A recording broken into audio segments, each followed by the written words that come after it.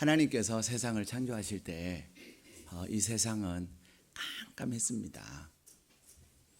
하나님께서 세상을 창조하실 때 이 세상은 깜깜했는데 하나님께서 이 세상을 창조하실 때 제일 먼저 무엇을 창조하셨습니까? 우리 유치아동 학생들 대답 한번 해볼까요?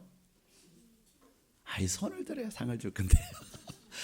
네, 우리 염효자 학생이 제일 먼저 들었어요. 무엇을 만드셨어요? 네, 빛을 만드셨어요. 나중에 예배 마치고 목사님 만나요. 네. 이 세상은 캄캄했습니다. 캄캄한 이 세상에 하나님께서 세상을 만드시기 전에 제일 먼저 만드신 것이 빛이었습니다. 그래서 하나님께서 빛이 있어라 말씀하셨더니 빛 했더니 뭐가 나타났어요? 캄캄한 그 세상에 빛이 임하기 시작한 것입니다. 왜 하나님께서 세상을 창조하실 때 빛을 제일 먼저 만드셨을까요? 그것은 빛이 있어야 모든 것을 가능하기 때문에 그렇습니다. 그래서 하나님께서는 빛을 만드시고 그리고 또 궁창을 하늘과 땅을 가르시고 이 세상의 모든 것을 만드시면서 마지막으로 무엇을 만드셨어요? 우리 유치아동부 학생들 장서진 아따 맞아요. 맞았어요.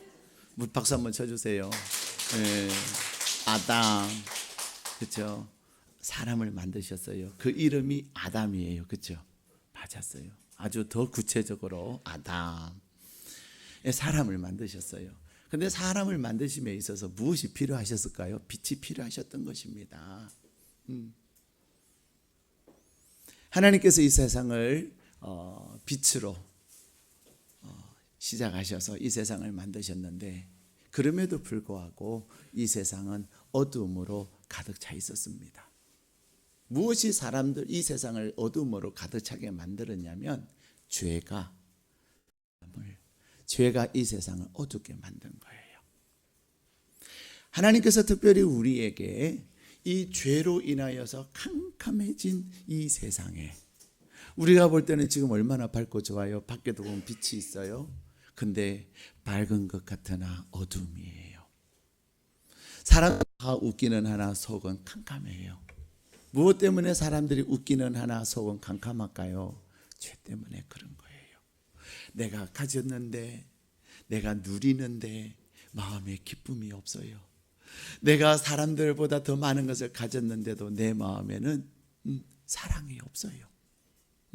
끊임없이 경쟁하고 끊임없이 경쟁하면서 사람들은 마음의 어둠으로 가득 차게 된 거예요.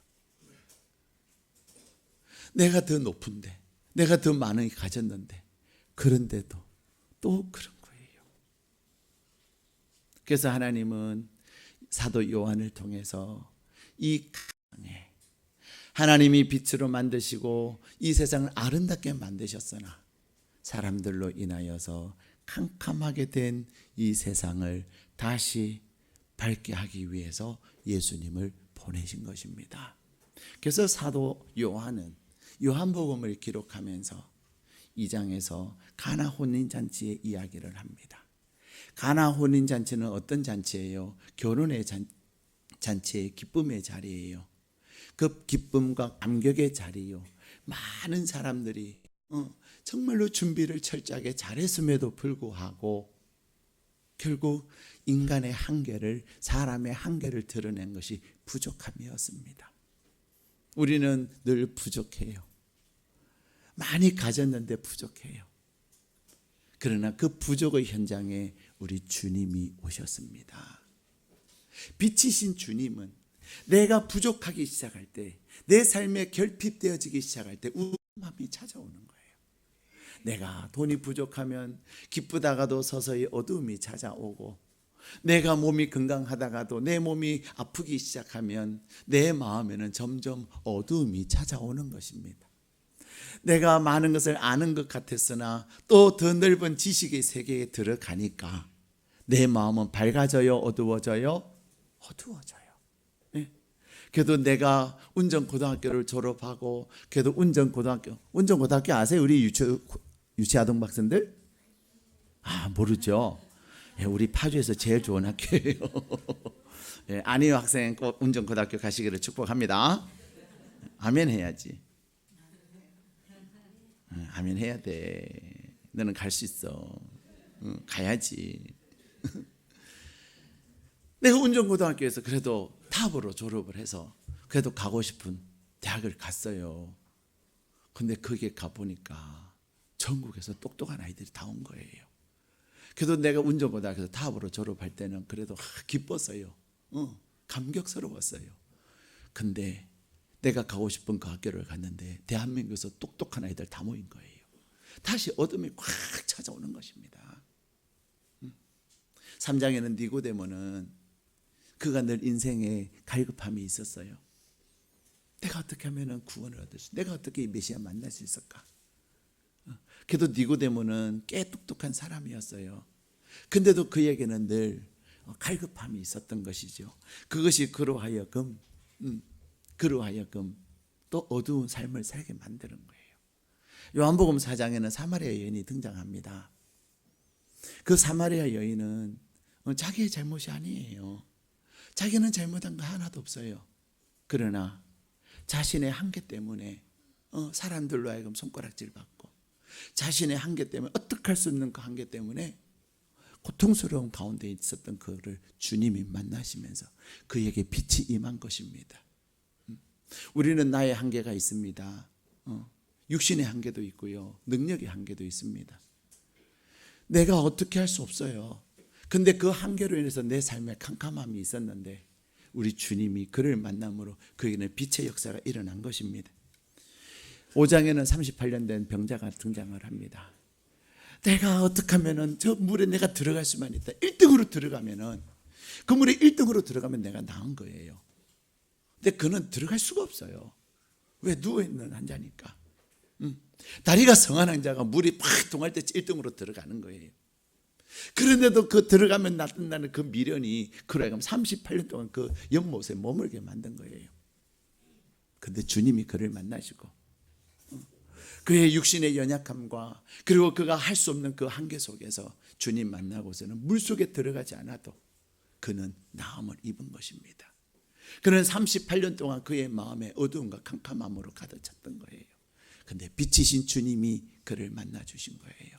빛이신 주님이 그를 만나시고서는 그는 이제는 자기가 들어가면 낫겠다고 하는 물속에 들어가지 않아도, 언제 그 물이 제일 먼저 동할까, 그 물이 언제 동할까 기다리다가 1등으로 들어갈 것을 찾지 않아도 그는 주님으로 인하여서 그는 강건할 수 있었고 그는 빛의 삶을 살 수 있었어요. 요한복음 6장에는요 오병이어의 기적이 등장합니다. 우리 오병이어의 기적 아세요? 우리 유치아동부 학생들? 오병이어가 뭐예요? 아는 사람? 손을 들어야지. 손을 들어야지. 우리 유치아동부 모르면 이제 중고등부로 넘어갑니다. 우리 중고등, 자, 넘길까요? 패스. 그래, 뭐 틀리면 틀리는 거지. 뭐 오돔 노트 하는 거지, 그렇지? 그래도 손을 안 듭니다. 자, 패스할까요, 우리 유치아동부? 할게요. 오케이. 뭐예요? 오병이어가 뭐예요? 오병이어. 맞았어요. 우리 박수 한번 쳐주세요. 너가 하면은 되는 거야. 자신감을 가져야 돼. 자신감은 곧 능력이야. 알았지? 하면 된다니까. 자, 나중에 저를 만나세요. 근데 왜 웃으세요, 우리 찬양대에서는? 네? 선물이 궁금하시군요. 예, 그래요. 예, 선물은요, 우리 학생들은 무엇을 제일 좋아하는 줄 아세요? 우리 다니엘 학교 학생들요, 이렇게 이제 상을 주거든요. 그래서 이제 특별상부터 1등상, 2등상, 3등상, 4등상 주는데 원하는 걸 하라고 하는데요, 애들은 거의 70% 이상이 문상을 요구합니다. 문상. 그래서 오늘 문상으로 여러분에게 상을 드리겠습니다.